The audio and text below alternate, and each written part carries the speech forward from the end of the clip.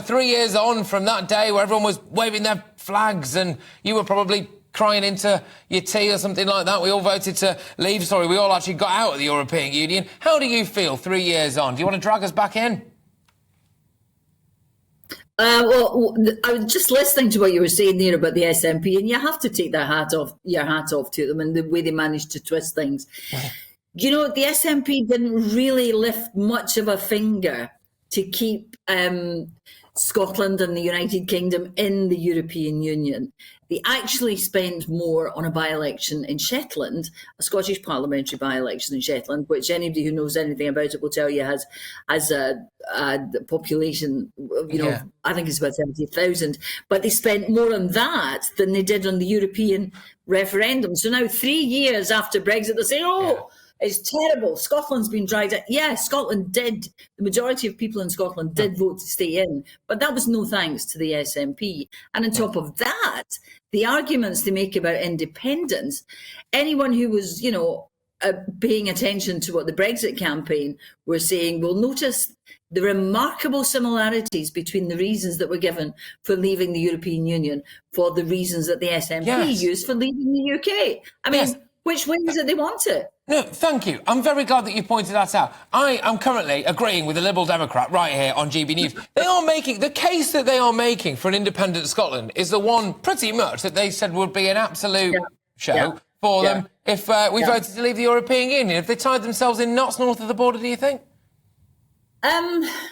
The problem with the SNP is that they say whatever it takes at the moment for independence. That it is the only thing really that they are concerned about.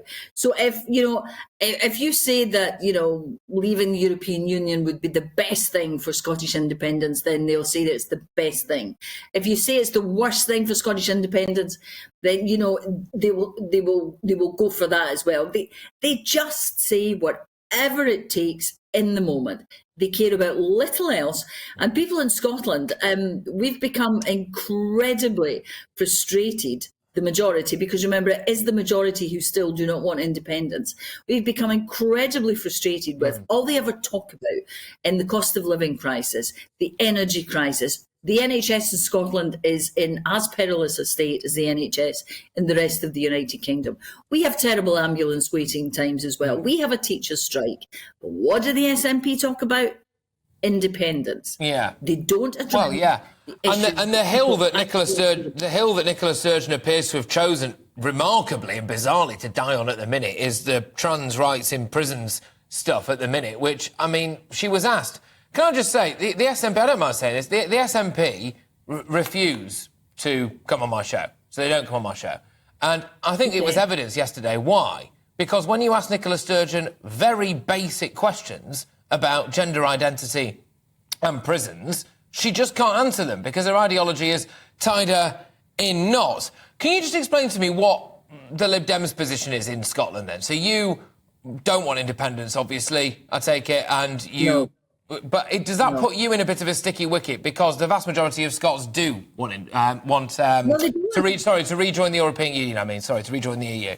Well, to rejoin the European Union, the vast majority of Scots, I think, now recognise that leaving the European Union was not what most people in Scotland wanted, but that's where we are. And rejoining the European Union as an independent Scotland would be well nigh impossible because there are certain criteria. There's Copenhagen criteria for joining the European Union, which Scotland as an independent nation wouldn't meet. Now, the European Union had its fingers burnt once when Greece's entry went all disastrously wrong. So they are now even more careful than they were in the past.